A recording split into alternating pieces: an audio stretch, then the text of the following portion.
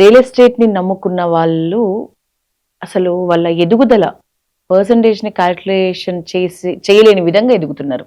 Media నుంచి కూడా పక్కకు వెళ్లి రియల్ ఎస్టేట్ బిజినెస్ చేస్తున్న వాళ్ళు కళ్ళ ముందు అసలు వాళ్ళ మెయింటెనెన్స్, వాళ్ళ లగ్జరీ లైఫ్ స్టైల్ మా కళ్ళ ముందు మారుతుంది. నిజంగా అంత ప్రాఫిట్స్ ఎట్లా సార్? అంటే ఏం స్ట్రాటజీ ఉంటది వాళ్ళకి? ఇప్పుడు ఈవెన్ విమెన్స్ కూడా ఇంట్లో హస్బెండ్ సంపాదించే దానికంటే ఇంటి పట్టున ఉండి ఒక విమెన్ హస్బెండ్ కంటే ఎక్కువ సంపాదిస్తుంది రియల్ ఎస్టేట్ బిజినెస్ లో.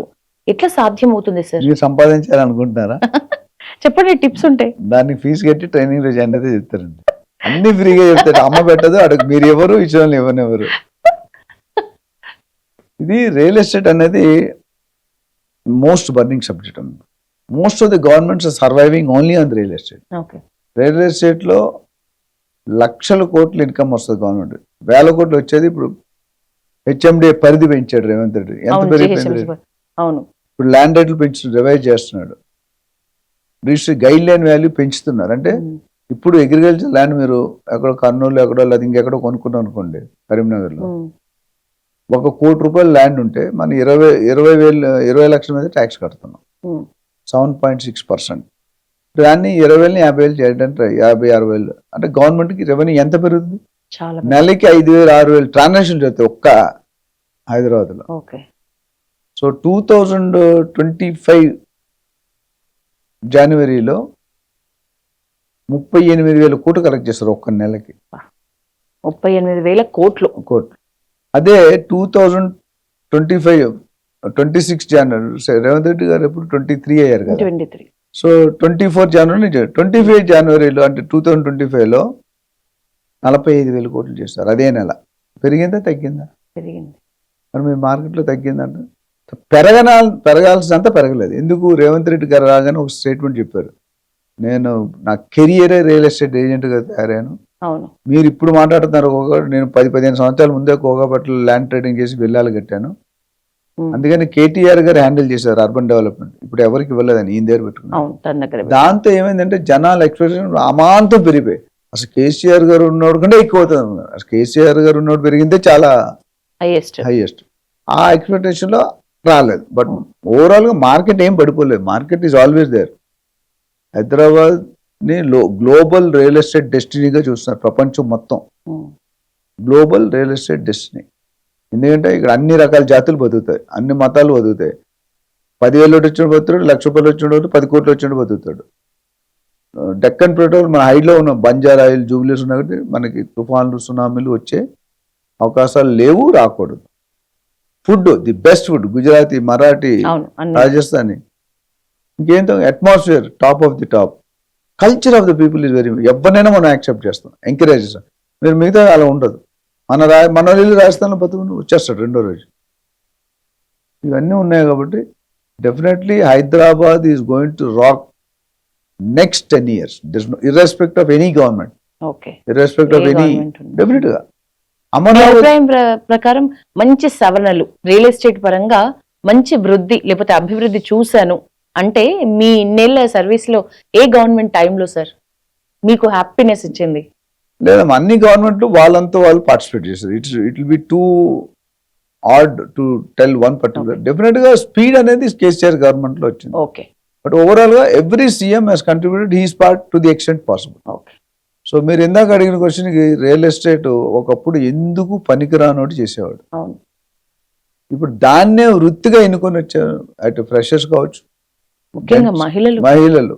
ఎందుకంటే హానెస్టీ, ట్రాన్స్పరెన్సీ ఉంటే కనుక మీకు చేయగలుగుతారు. మోసాలు చేస్తే చాలా మంది చెరువుడు నుండి చెరువులో తెలియకుండా మాట్లాడతారు. చెరువులో దిగితే నువ్వు బతుకుతావా పోతావా, లోతెంత.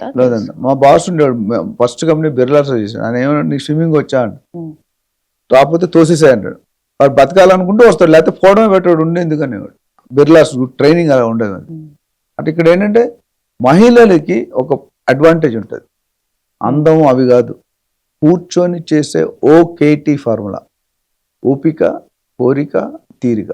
ఆడవాళ్ళకు ఉన్నంత పేషెన్స్ సహనం మగవాళ్ళకు, నేను కూడా మగవాడిని ఉండదు. ఎందుకంటే నేను తాగనని చాలా తాగాలని, సిగరెట్ అని, స్మోకింగ్ అని, పాన్ అని, కైనా ఇవన్నీ ఉన్నాయి. లేడీస్ ఒక్కసారి 9:30 కూర్చుని 1:30 వరకు లెగరు. కాన్సన్ట్రేట్ ఏదైనా ఎఫ్ఐఆర్ స్టోరీ ఉంటే అది జనరల్ పబ్లిక్, మళ్ళీ లంచ్ అయితే మళ్ళీ. సో ఆ ఫోకస్ అనేది ఎక్కువ ఉంటుంది, ఓపిక.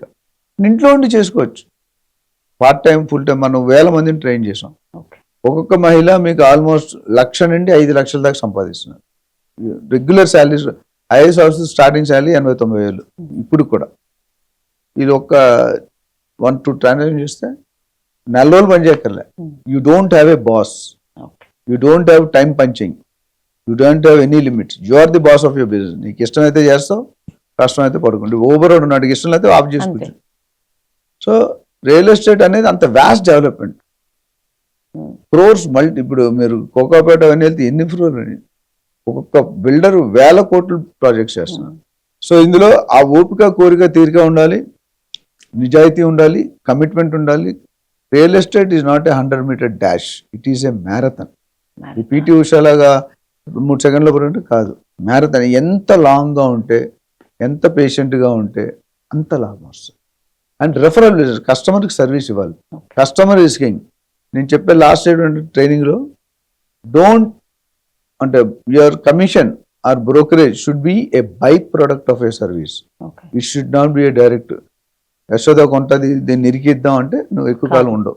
Yashoda will tell to 100 people, పని కట్టుకొని చెప్తుంది ఈ దగ్గరికి వెళ్ళకండి. అదే మంచిగా చేస్తే ఈ అమ్మాయి బాగా చేస్తుంది అంటారు. సో అందుకు కొన్ని మిత్స్ ఏంటంటే కొన్ని ఫాలో కావాలి. చాలా మంది ఫాలో కారు.